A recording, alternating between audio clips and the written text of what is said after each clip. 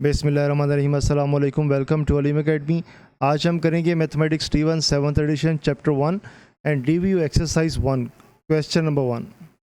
Question 1 ये है, find the value of each of the following by using prime factorisation. हमारे पास ए और बी दो पार्ट्स हैं, हमने इनकी वैल्यूज़ फाइंड करनी है और इनकी वैल्यूज़ हमने फाइंड करनी है प्राइम फैक्टराइजेशन को यूज़ करके। बेसिकली प्राइम फैक्टराइजेशन ये होती है कि जब आप इन नंबर्स को डिवाइड करते हो प्राइम नंबर्स के ऊपर, तो सबसे पहले आपको प्राइम नंबर्स का पता होना चाहिए। प्राइम नंबर्स वो होते हैं जो 2 से स्टार्ट होते हैं और ये 2, 3, 5, 7 सो ऑन, ये ऐसे नंबर्स होते हैं जो किसी भी टेबल पे डिवाइड नहीं होते, सिर्फ ये अपने टेबल पर ही डिवाइड होते हैं। सोल्यूशन से पहले हम आपको हिंट देंगे। हिंट ये है कि you must have complete knowledge of prime numbers. आपको प्राइम नंबर्स का पता होना चाहिए कि वो कौन कौन से हैं और आपने उन्हीं नंबर्स पर इसको डिवाइड करना है। ये मोस्टली पेपर 1 का क्वेश्चन है। पेपर 1 में ऐसे क्वेश्चंस आते हैं ज़्यादा। अच्छा चलें जी, सबसे पहले हम करते हैं ए पार्ट को। तो ए पार्ट को स्टार्ट करने से पहले आपने क्या करना है कि आपने बेसिकली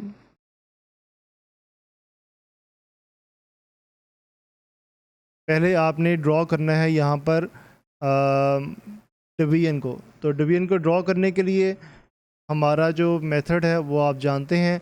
हम इंसर्ट में जाएंगे, इंसर्ट में जाकर टेबल में जाएंगे, यहाँ पर 2 बाई 2 का टेबल ड्रॉ करेंगे और इस टेबल में आकर तो इसका साइज़ हम यहाँ से छोटा कर लेंगे डिवीजन की फॉर्म का, और फिर हम जाएंगे इस टेबल की प्रॉपर्टीज़ में।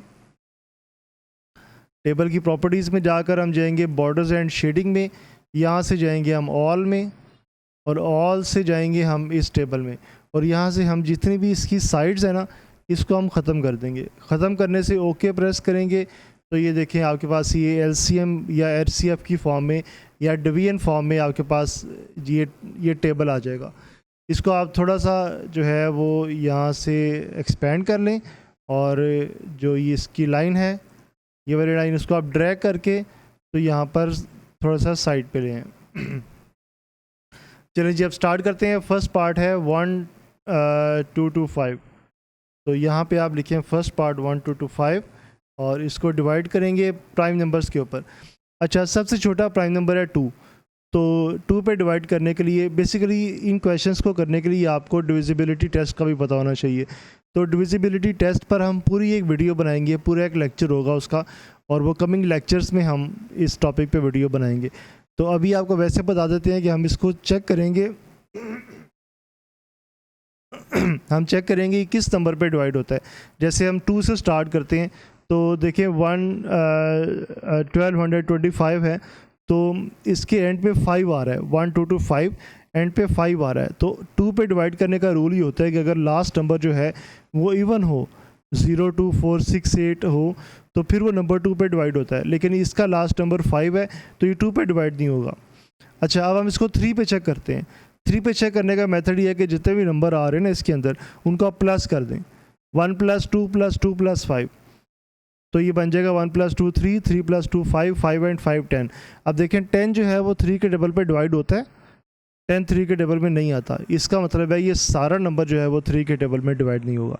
अच्छा, पहला प्राइम नंबर आ गया 2, उस पर हमने चेक कर लिया। दूसरा प्राइम नंबर है 3, उस पर चेक कर लिया, नहीं डिवाइड हो रहा। अब तीसरा प्राइम नंबर है 5, आपने 4 पे चेक नहीं करना क्योंकि 4 एक प्राइम नंबर नहीं है। अब आप 5 पे चेक करेंगे। जब 5 पे चेक करेंगे तो जिस नंबर के एंड पे 5 आता हो वो 5 पे डिवाइड हो जाता है।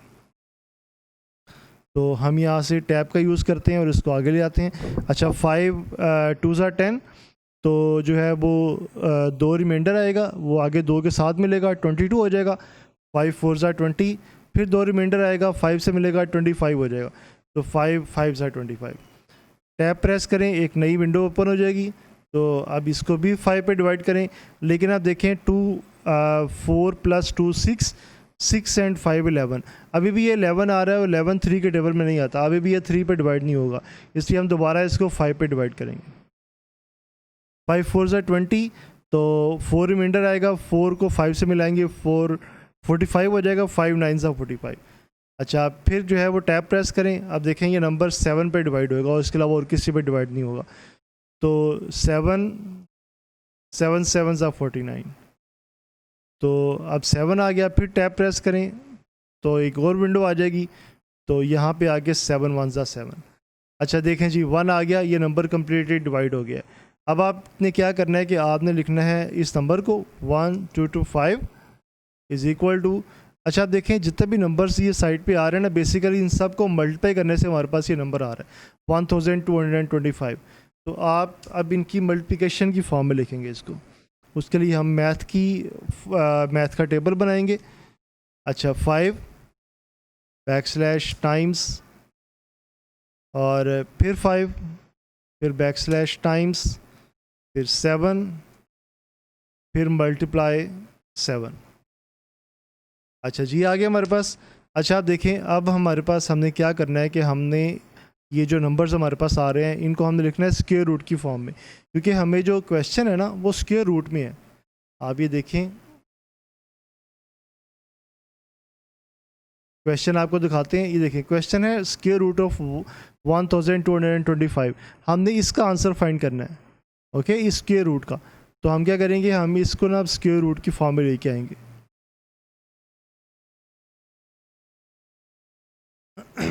अच्छा यहाँ पे आप लिखें taking square root on both sides. Square का एस हम स्मॉल कर देते हैं। अच्छा दोनों साइड पे स्क्वायर रूट लेंगे तो हमारे पास पहले हम मैथ की फॉर्म में जाएंगे। स्क्वायर रूट लेने का जो फॉर्मूला है वो आपको बता दें, बैकस्लैश और SQRT square root. Square root लें, स्पेस प्रेस करें, अंदर उसकी जगह बन जाएगी, यहाँ पे लिखें 1225। आगे फॉरवर्ड एरो प्रेस करें, इज इक्वल टू प्रेस करें, फिर आप स्क्वायर रूट लेके आएँ बैकस्लैश SQRT और फिर इसके अंदर आप लिखें। बेसिकली हमने ये सारा लिखना है तो हम इसको यहाँ से कॉपी कर लेते हैं कंट्रोल C करके।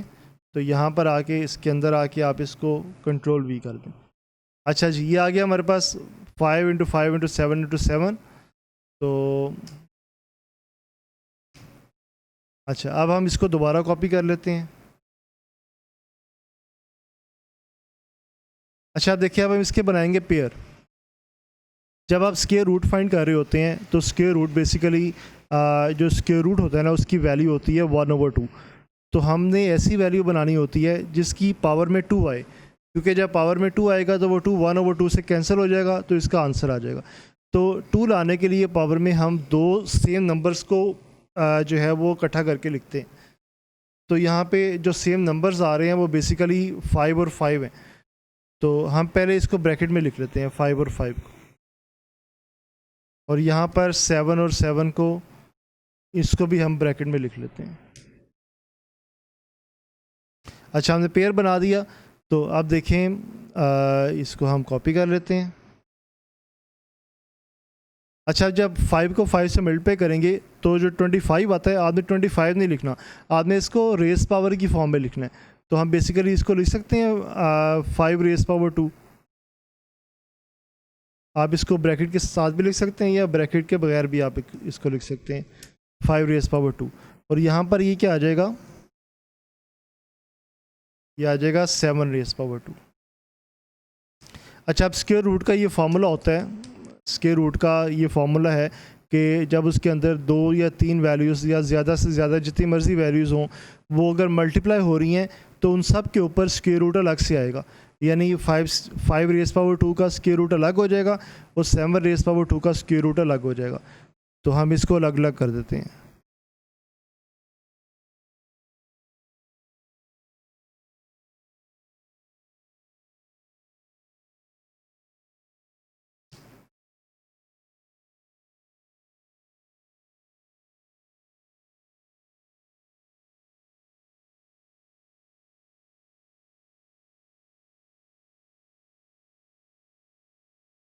अच्छा जी ये देखिए हमने 5 का स्क्वायर रूट अलग से अलग कर दिया और हमने 7 का स्क्वायर रूट जो है वो हमने अलग कर दिया। ओके अब देखें जब 5 रेस पावर 2 है उसके ऊपर स्क्वायर रूट है, स्क्वायर रूट की वैल्यू होती है 1/2। अगर हम उसकी वैल्यू लिखें तो 1/2 2 से कैंसिल हो जाएगा तो सिर्फ 5 आ जाएगा। और सिंपल सी बात याद रखें, जब हम स्क्वायर वाली वैल्यू का स्क्वायर रूट लेते हैं तो उसका स्क्वायर ख़त्म हो जाता है। तो फिर इसका आंसर आगे क्या आ जाएगा हमारे पास,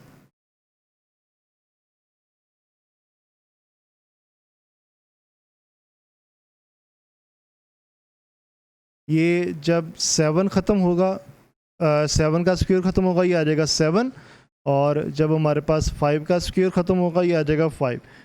तो 7 5 क्या होता है? 7 5 होता है 35। तो इसका आंसर आ जाएगा 35। तो ये हमारे पास फाइनल आंसर आ गया इसका क्वेश्चन 1 का। ओके, चलिए अब स्टार्ट करते हैं पार्ट 2।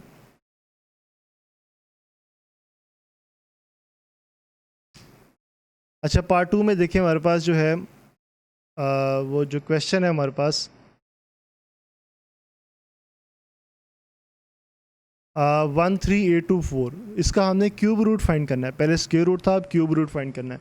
13824। तो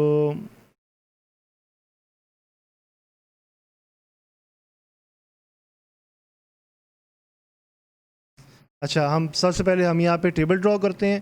तो टेबल ड्रॉ करने के लिए हम यहाँ से टेबल में जाएंगे और इंसर्ट में जाएंगे। इंसर्ट में जाकर टेबल में यहाँ से 2 बाई 2 का टेबल ड्रॉ करेंगे। इसको हम ड्रैग करके तो स्क्वायर रूट की फॉर्म में ले आएंगे, और यहाँ से जाएंगे इसकी प्रॉपर्टीज़ में, यहाँ से बॉर्डर्स एंड शेडिंग में, यहाँ से ऑल में, और ये ओके। और यहाँ से हम इस लाइन को ड्रैग कर देंगे थोड़ा सा इस साइड। अच्छा देखिए, नंबर था 13824। ओके, तो इसका हमने अब फाइंड करना है क्यूब रूट। तो जब हम इसका क्यूब रूट फाइंड करेंगे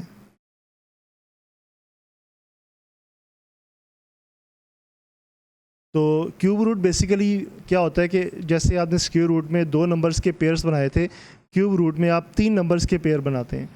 अच्छा, इसके लिए आप स्टार्ट करें, इसको 2 से डिवाइड करना शुरू करें आप। 2 6 are 12, तो 1 रिमाइंडर आएगा, 8 से मिलेगा 18 हो जाएगा। 2 9 are 18, 2 1 are 2, 2 2 are 4। फिर आप इसको 2 पे डिवाइड करें। 2 3 are 6, 2 4 are 8, 11, 2 5 are 10, 12, 2 6 are 12। फिर से 2 पे डिवाइड होएगा। 2 1 are 2, 14, 2 7 are 14, 2 2 are 4, 16, 2 8 are 16। और फिर से 2 पे डिवाइड होएगा। 2 2 8 are 16, और 12, 2 6 are 12, 2 4 are 8। फिर 2 से डिवाइड होएगा। 2 4 are 8, 2 3 are 6, 2 2 are 4। और अब फिर इसको 2 से डिवाइड करते हैं, काफ़ी लेंथी है ये तो।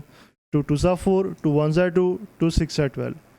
ओके, फिर हम इसको 2 से डिवाइड करते हैं।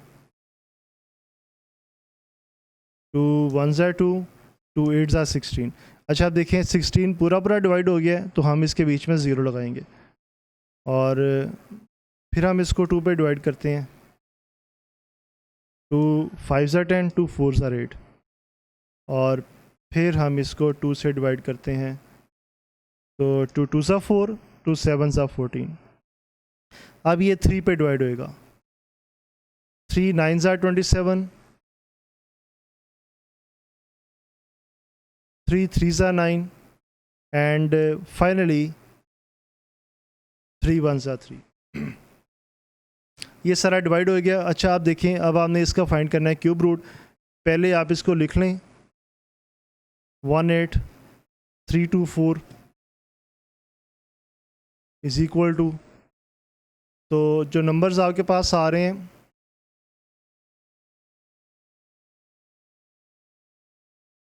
सॉरी 13824 है।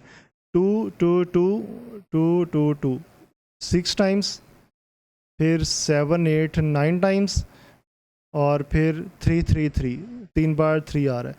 अच्छा, 9 टाइम्स जो है वो आपके पास 2 आ रहा है, और आपके पास 3 टाइम्स जो है वो 3 आ रहा है। तो चलिए हम इसको लिखते हैं। ये नंबर ठीक कर ले, ये 13824 है। अच्छा, इसको जब लिखेंगे मैथमेटिक्स की फॉर्म में तो 2 टाइम्स 2 टाइम्स 2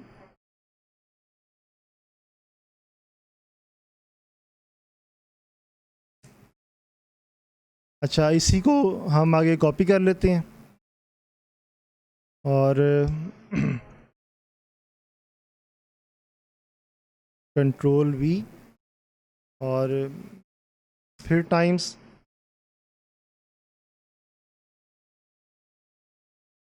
और फिर कंट्रोल V। ओके, 1 2 3 4 5 6 7 8 9 9 टाइम्स आ गया। फिर आगे लिखें टाइम्स और आगे आप लिखें कंट्रोल V। तो अब आप जो लास्ट ये आ रहे हैं नंबर्स, इनको आप 3 कर दें, क्योंकि जो आखिरी 3 नंबर्स थे वो 3 थे। ओके, 3 3 3 ये हो गए और 1 2 3 4 5 6 7 8 9 9 टाइम्स 2 आ गया हमारे पास। ओके, अच्छा, अब हमने क्या करना है कि हमने इसका क्यूब रूट फाइंड करना है। क्यूब रूट फाइंड करने के लिए हम यहाँ पे मैथमेटिक्स का फॉर्मेट लेके आएंगे। अच्छा, यहाँ पे लिखेंगे बैकस्लैश। अच्छा, क्यूब रूट का फॉर्मूला होता है CBRT। के रूट का है SQRT और इसका है CBRT। ये क्यूब रूट आ गया। इसके अंदर लिखे 13824 और स्पेस दबा दें तो इज़ इक्वल टू, और आगे आपने लिखना है बैकस्लैश, बल्कि पहले आप ऊपर जाके ना नंबर्स कॉपी कर लें आप।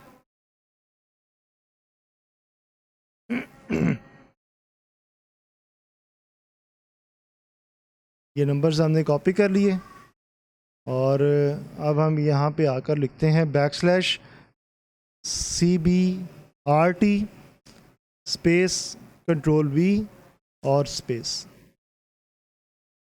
ये तो थोड़ा सा गलत हो गया। चलिए हम इस नंबर्स को यहाँ से उठाकर तो हम इसको इसके अंदर ले आते हैं।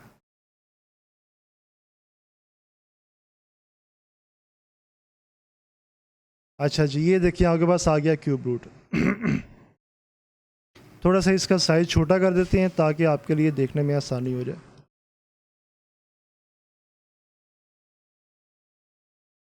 ओके। अच्छा, अब जब ये क्यूब रूट की बारी आए तो हम क्या करते हैं, अब हम 3 नंबर्स को कंबाइन करेंगे। तो आप इसको डायरेक्ट भी कंबाइन कर सकते हैं। जैसे देखिए ये 2 है और ये 2 है और ये 2 है, तो ये बन जाएगा 2 रेज़ पावर 3। अच्छा, उसके बाद ये 2 और ये 2, ये बन जाएगा 2 रेज़ पावर 3।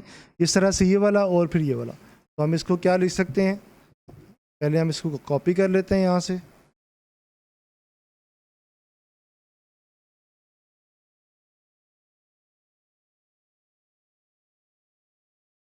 अच्छा, अब जब इसके पेयर्स बनाएंगे हम तो हम इसको डायरेक्ट लिख देते हैं यहाँ पे। तो ये पहला आ जाएगा 2 रेज़ पावर 3, फिर आ जाएगा 2 रेज़ पावर 3 और फिर आ जाएगा 2 रेज़ पावर 3।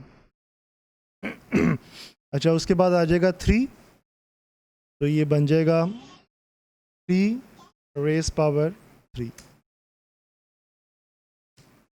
ओके, तो इसको अगर देखें तो इसका हम साइज़ थोड़ा सा बड़ा कर लेते हैं ताकि आपके देखने में आसानी हो। अच्छा, ये देखें जी, ये आ गया हमारे पास। अब क्या करेंगे, क्यूब रूट का भी वही फार्मूला है कि क्यूब रूट के अंदर जितने भी नंबर्स मल्टीप्लाई हो रहे होंगे उन सब पे क्यूब रूट अलग अलग से आ जाएगा। तो अब इस सब का क्यूब रूट अलग कर देते हैं। तो हम क्या करते हैं कि इसके अंदर से हम पहले इसको ख़त्म कर देते हैं और अब इसको कॉपी कर लेते हैं। Backslash times control V। तो फिर कंट्रोल V और फिर कंट्रोल V। तो जो आखिरी नंबर है ना वहाँ पे आ जाएगा 3।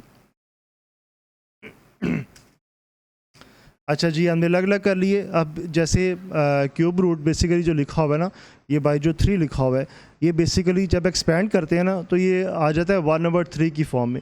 तो ये आ जाएगा 2 रेज़ पावर 3 रेज़ पावर 1/3। तो 3 3 से कैंसिल हो जाएगा, तो ये आंसर आ जाएगा 2। तो यानी क्यूब जो है वो क्यूब रूट से कैंसिल हो जाएगा, सिंपली आप ये भी कह सकते हैं। तो इसको आप कॉपी करें, इसको हम दोबारा यहाँ पे लिख लेते हैं। तो ये देखें, इसका जो आंसर आएगा ना वो आ जाएगा 3, इसका आंसर आ जाएगा 2, इसका आंसर आ जाएगा 2 और इसका आंसर आ जाएगा 2। अच्छा आप देखें जी, तो कंट्रोल C कंट्रोल V। अच्छा आप देखें, इसका आंसर लिख देते हैं। 3 2 6 6 2 12 12 2 24। तो 24 इसका आंसर आ जाएगा, यानी इसका जो क्यूब रूट है वो बेसिकली 24 है। इसका मतलब ये है कि जब आप 24 को 3 टाइम्स मल्टीप्लाई करेंगे, 24 मल्टीप्लाई 24 मल्टीप्लाई 24, तो जो उसका आंसर आएगा वो आएगा 13824। तो इसका मतलब है कि जो 13824 का क्यूब रूट है वो 24 है, और 24 का जो क्यूब है वो बेसिकली 13824 है। ओके जी, ये था क्वेश्चन नंबर 1। अच्छा आगे चलते हैं क्वेश्चन नंबर 2 पे। क्वेश्चन 2 क्या है कि estimate the value of each of the following. हमने जो है इसकी वैल्यू को एस्टिमेट करना है। बहुत इजी क्वेश्चन है। तो इस क्वेश्चन में सिर्फ एक थिंकिंग प्रोसेस होता है, वो हम यहाँ पे लिख देते हैं। थिंकिंग प्रोसेस ये आपके हिंट में आएगा। तो थिंकिंग प्रोसेस क्या होता है कि आपने इसमें सोचना है कि बेसिकली आपने पार्ट 1 में ना इसका स्क्वायर रूट फाइंड करना है। स्क्वायर रूट का मतलब है कि जब इसका स्क्वायर रूट लें तो एक ऐसा नंबर आए जिसको उसी नंबर से मल्टीप्लाई करने से ही आंसर आता हो। तो देखें, अगर आप 2 की बात करें तो अगर आप 2 को 2 से ही मल्टीप्लाई करें, 2 टाइम्स 2, तो आंसर क्या आता है 4। ठीक है, इसी तरह से अगर आप 3 को 3 से मल्टीप्लाई करें, आंसर क्या आता है 9। 4 को 4 से करें 16, 5 को 5 से करें 25, 6 को 6 से करें 36, 7 7 49 और 8 8 64। तो ये नंबर जिसके क्लोजेस्ट होगा ना वही इसका आंसर होगा। तो ये नंबर जो है वो 7 7 49 है और 8 8 64 है। तो ये नंबर 8 8 64 के करीब है। तो इस जो पहला पार्ट 1 है उसका जो आंसर आ जाएगा ना वो हमारे पास ये आ जाएगा। ये जो थिंकिंग प्रोसेस है ये सिर्फ आपको समझाने के लिए लिखा है, ये आपके सोल्यूशन में इंक्लूड नहीं होगा। यानी आपको पता होना चाहिए कि आपने किस तरह से सोचा तो आपके पास आंसर क्या आया। तो देखें, 7 7 49 और 8 8 64। 49 और 64 की बात करें तो जो क्लोजेस्ट है वो 64 है, तो इसका आंसर आ जाएगा 8। तो आपने सिंपली यहाँ पे लिख देना है कि आंसर इज इक्वल टू 8, या सिंपली 8 लिखते हैं आप, या इसके अलावा आप क्वेश्चन लिख के इज इक्वल टू 8 लिख दें। इसके अलावा आपको मैं और लिख के बता दूं कि आप कैसे लिख सकते हैं। आप यहाँ पे लिखें स्क्वायर रूट ऑफ 63 और इज इक्वल टू लिख दें 8, क्योंकि हमने एस्टिमेट करना है इसको, हमने इसको एग्जैक्ट लेके नहीं आना। अच्छा जी, ये पेपर 1 का क्वेश्चन है, ये सिर्फ हमेशा आता ही 1 नंबर का एस्टिमेशन का क्वेश्चन। अच्छा आगे करते हैं जी पार्ट बी की बात। अच्छा पार्ट बी में जो है वो कह रहा है कि इसका आपने क्यूब रूट फाइंड करना है। तो क्यूब रूट हम यहीं से पहले इसको कॉपी कर लेते हैं। कंप्यूटर आज हमारा काफ़ी स्लो हो चुका है तो इसलिए ये टाइम ज़्यादा ले रहा है। अच्छा, जब इसी को हम यहाँ पे क्वेश्चन लिखते हैं सेकंड पार्ट, तो इसी के आगे इसका आंसर एस्टिमेट लगा लेते हैं। अच्छा आप देखें, क्यूब रूट ऑफ 345, इसका मतलब है कि आपने ऐसे नंबर्स ढूंढने हैं, सेम नंबर्स जिनको मल्टीप्लाई करने से 345 आता हो, जिनको 3 टाइम्स मल्टीप्लाई करने से 345, यानी जिनका क्यूब लेने से, जैसे 2 × 2 × 2 वो होता है 8। 3 मल्टीप्लाई 3 मल्टीप्लाई 3, ये 3 3 ज़ा 9, 9 3 ज़ा 27। ओके, और 4 मल्टीप्लाई 4 मल्टीप्लाई 4 होता है 64। फिर 5 मल्टीप्लाई 5 मल्टीप्लाई 5 होता है 125। फिर 6 मल्टीप्लाई 6 मल्टीप्लाई 6 होता है 216। तो फिर 7 मल्टीप्लाई 7 मल्टीप्लाई 7 होता है 343। तो ये आ गया हमारे पास क्लोजेस्ट। 343 जो है वो 345 के क्लोजेस्ट है। तो जो इसका जो आंसर आएगा ना, इसका जो क्यूब रूट आएगा वो बेसिकली आएगा 7। यानी 7 एक ऐसा नंबर है जिसका क्यूब लेने से इसके क्लोजेस्ट आंसर आएगा। तो ये था हमारे पास क्वेश्चन नंबर 2। तो आगे क्वेश्चन नंबर 3 है। क्वेश्चन 3 ये है कि determine whether each of the following is a prime और अ कंपोजिट नंबर। बहुत इजी क्वेश्चन है। अच्छा, प्राइम नंबर ऐसे नंबर्स होते हैं जो किसी भी टेबल पे डिवाइड नहीं होते, ये हम पहले भी आपको बता चुके हैं। और कंपोजिट नंबर ऐसे नंबर्स होते हैं जो कि एक से ज़्यादा नंबर्स पे डिवाइड होते हैं। तो इसको चेक करने के लिए आपको डिविजिबिलिटी रूल आने चाहिए। यानी आपको 20 तक आपको पता होना चाहिए कि किस नंबर को हम चेक करने का क्या तरीका है। यानी 1 2 3 से लेकर 20 तक हर नंबर का डिविजिबिलिटी टेस्ट आपको पता होना चाहिए। अच्छा, सबसे पहले हम ए पार्ट की बात करते हैं। ए पार्ट की बात करते हैं तो हमारे पास जो है, हाँ गायब हो गया, तो दोबारा लिख लेते हैं हम। अच्छा, ए पार्ट है 753। तो हमने चेक करना है कि ये प्राइम है, ये कंपोजिट है। तो देखें कि अगर इसको 2 पे चेक करना शुरू करें तो इसका लास्ट नंबर है 3। तो ये 2 पे डिवाइड नहीं होता, क्योंकि 2 पे वो नंबर डिवाइड होता है जिसके एंड पे इवन नंबर आता हो। अच्छा, आप 3 पे चेक करते हैं। 7 और 5 को प्लस करें, 7 प्लस 5 आता है 12। और फिर आप 3 को प्लस करें, 12 प्लस 3 आता है 15। तो 15 जो है वो 3 के टेबल में डिवाइड होता है। इसका मतलब है ये सारा जो नंबर है ना, ये 3 के टेबल में डिवाइड होता है। तो बेसिकली हम यहाँ पे क्या लिखेंगे फिर, कि अगर ये 3 पे डिवाइड होता है, यानी ये 1 पे भी डिवाइड होता है और ये 3 पे भी डिवाइड होता है, तो ये प्राइम नंबर नहीं है। तो फिर आप क्या करेंगे, हम इसको लिखेंगे कि कंपोजिट नंबर। ओके, अच्छा जी, आगे है बी पार्ट। बी पार्ट है 757। 2 पे चेक करें, लास्ट पे 7 आ रहा है, 2 पे डिवाइड नहीं होएगा। 3 पे चेक करें, 7 प्लस 5 12, 12 प्लस 7 12 प्लस 7 19। 3 पे भी डिवाइड नहीं होएगा। इसका जो 19 आंसर है, ये बहुत अजीब किस्म का आंसर आया है। तो अक्सर इस तरह के जब आंसर्स आते हैं ना, तो ये प्राइम नंबर्स ही होते हैं, किसी नंबर पे डिवाइड नहीं होते। तो आप इसको चेक कर सकते हैं। 4 5 6 7 8 9 10 11 12 से लेकर 20 तक चेक करें। 20 तक नहीं होगा तो ये आगे भी किसी नंबर पे डिवाइड नहीं होगा। तो मैंने चेक किया हुआ है, तो मैं यहाँ पे डायरेक्ट लिख देता हूँ कि this is a prime number. तो आज के लिए इतना ही काफ़ी है। क्वेश्चन 4 भी आपको करवाना था, लेकिन अभी जो है वो टाइम काफ़ी हो चुका है। ये वीडियो हमारी बहुत लंबी हो चुकी है। तो इस तरह से सारा D1 D2 D3 D4 हर तरह के मैथमेटिक्स का सलूशन आपको हमारे इस चैनल पे मिलेगा। तो अगर आप हमारे चैनल पे न्यू हैं तो इसको सब्सक्राइब करें। आपकी सब्सक्रिप्शन से हमारी हौसला अफजाई होती है। हमें आपसे पैसे नहीं चाहिए, हमें आपसे कुछ भी नहीं चाहिए, हमें सिर्फ आपसे लाइक्स चाहिए और आपसे सब्सक्रिप्शन चाहिए, बस और कुछ भी नहीं चाहिए हमें आपसे। Thank you very much.